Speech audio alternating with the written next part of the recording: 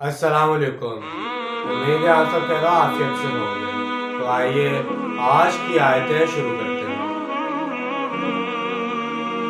بسم اللہ الرحمن الرحیم وَلَتَحْسَبَنَّ الَّذِينَ قُتِلُوا فِي سَبِيلِ اللَّهِ أَمْوَاتًا بَلْ أَحْيَاءٌ عِندَ رَبِّهِمْ يُرْزَقُونَ۔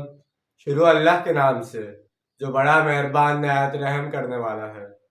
اور ہرگز نہ سمجھنا ان لوگوں کو جو اللہ کی راہ میں قتل ہو جائیں کہ وہ مردہ ہیں، بلکہ وہ تو زندہ ہیں، اپنے رب کے پاس رزق پا رہے ہیں۔ فَرِحْنَا بِمَا آتَاهُمُ اللَّهُ مِن فَضْلِهِ وَيَسْتَبْشِرُونَ بِالَّذِينَ لَمْ يَلْحَقُوا بِهِم مِّن خَلْفِهِمْ أَلَا خَوْفٌ عَلَيْهِمْ وَلَا هُمْ يَحْزَنُونَ۔ شاداں و فرحاں ہیں اس پر جو کچھ اللہ تعالیٰ نے انہیں اپنے فضل سے عطا کیا ہے، اور بشارت حاصل کر رہے ہیں ان لوگوں کے بارے میں جو ان کے پیچھے دنیا میں رہ گئے ہیں، اور ابھی ان سے نہیں ملے کہ ان پر کوئی خوف ہوگا اور نہ وہ حزن سے دوچار ہوں گے۔ يَسْتَبْشِرُونَ بِنِعْمَةٍ مِّنَ اللَّهِ وَفَضْلٍ وَأَنَّ اللَّهَ لَا يُضِيعُ أَجْرَ الْمُؤْمِنِينَ۔ وہ خوشیاں منا رہے ہیں اللہ تعالیٰ کی نعمت کی وجہ سے اور اس کے فضل کی بنا پر، اور اس بات پر کہ اللہ تعالیٰ اہل ایمان کے اجر کو ضائع نہیں کرے گا۔ اب آگے جو آیات آ رہی ہے ان کے بارے میں تاریخ و سیرت کی کتابوں میں دو قسم کی روایات آتی ہیں۔ ایک تو یہ کہ کفار کی فوج کے واپس چلے جانے کے بعد رسول اللہ صلی اللہ علیہ وسلم نے بعض ضروری امور نپٹائے اور شہداء کی تدفین کی۔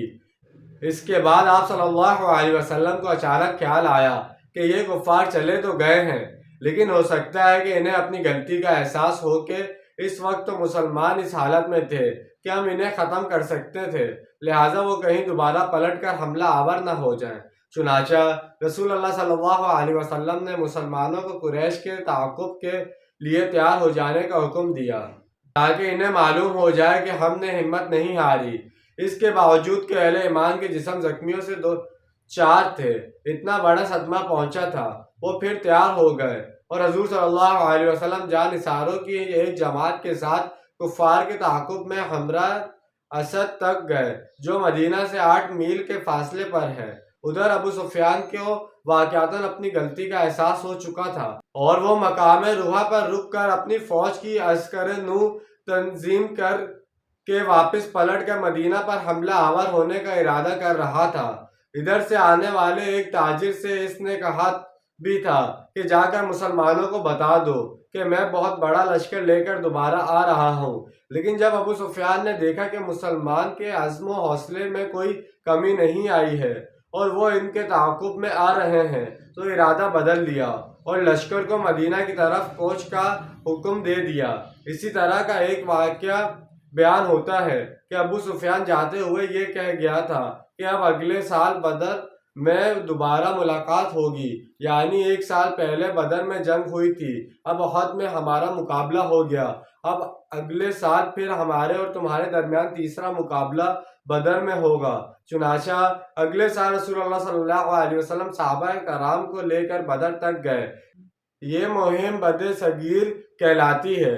ادھر سے ابو سفیان پورے لاؤ لشکر کے ساتھ آ گیا اور اس مرتبہ بھی کچھ لوگوں کے ذریعے سے اہل ایمان میں خوف و ہراس پھیلانے کی کوشش کی کہ لوگوں کیا کر رہے ہو، قریش تو بہت بڑا لشکر لے کر آ رہے ہیں، تو اس کا مقابلہ نہ کر پاؤ گے۔